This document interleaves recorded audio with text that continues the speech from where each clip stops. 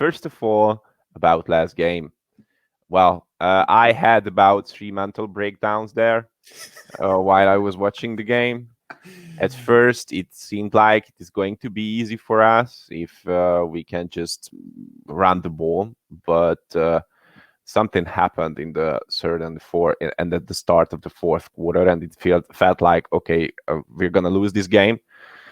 And I was like, okay, I'm gonna just turn off my TV, go back into my bed and chill. But something changed, and I think that is going to be a turning point for this season. That game, especially against the Rams, because the games before, even though we had some close games, it was like we lost all those close games. And in the at the start of the fourth quarter, in the middle of the fourth quarter, I felt like, okay, we are going to lose this game as well, because everything happened like it happened before. We saw that this year, but something changed, and we could win that game. And I feel like it's going to be a turning point, as I said before. Maybe if we can just grab those feelings that we had on that game, or the team can do that, then we still can be successful this season. That's what I think. I like how you said something changed. You know what changed? Our perception of Nick Mullins.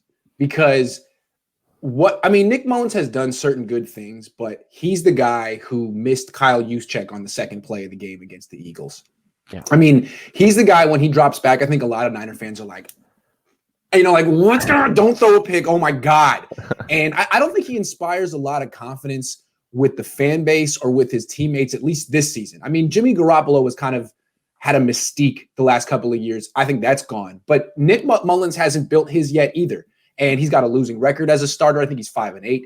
I think when that game was coming down to the stretch, it's like, oh, my God, Nick Mullins against Jared Goff. Who do you think's going to win this game? And it was Nick. It was freaking Nick. And he really rose up. He was clutch.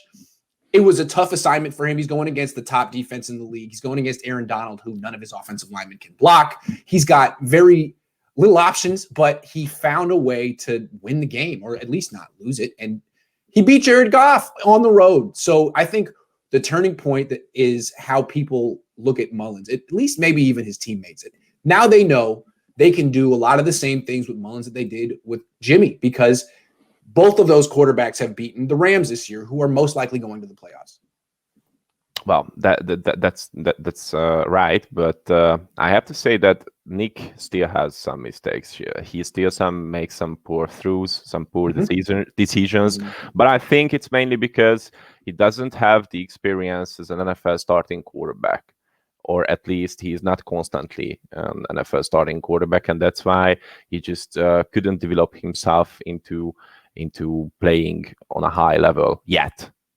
But this game felt like when he was a record-breaking quarterback in college in some ways, because there are not so many quarterbacks in the league who can win a game after that fourth quarter meltdown by the offense. I'm talking about especially the fumbles that we made, and we were like, okay, we are going to win that game with the running game. If we are going to win, because Wilson and Mostert came back, and we were like, okay, that sounds good, that sounds great. But on the other hand, I don't think that that most of the people are looking at Jared Goff as an elite quarterback. I said it sometimes. I'm going to say it this time as well, that as I see him, he's not even a franchise quarterback in the NFL, and people just shouldn't handle him as a franchise quarterback in the NFL. The Rams made a poor decision with his contract, and they just... I'm not sure he's a starter in the NFL. Yeah. I mean, he might be a backup in a couple of years. Yeah. One more thing about this game against the Rams. I've been putting together, I don't know if you've seen any of them, but I've been putting together little highlight reels of the offensive line from this game.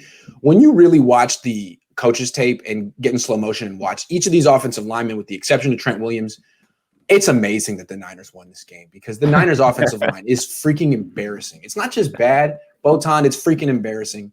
And the offensive line coach should be embarrassed. Mike McGlinchey should be embarrassed. It's not just that they're getting beat. They're getting whipped, and their technique is terrible. It's like Trent Williams plays with his hands by his knees. And I guess he's athletic enough to pull that off and still get punches in and not get beaten to the punch. None of the other 4 offensive linemen are athletic enough to do it. And they're all getting beaten to the punch. Look at McGlinchey. His hands are his knees. Joe Staley didn't play like that.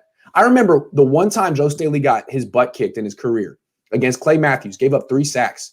You go back and watch, Joe Staley had his hands at his knees. He never did that again in his career. So, Mike, if you're watching, pick your hands up. What are you doing? And the offensive line coach, John Benton, what are you doing?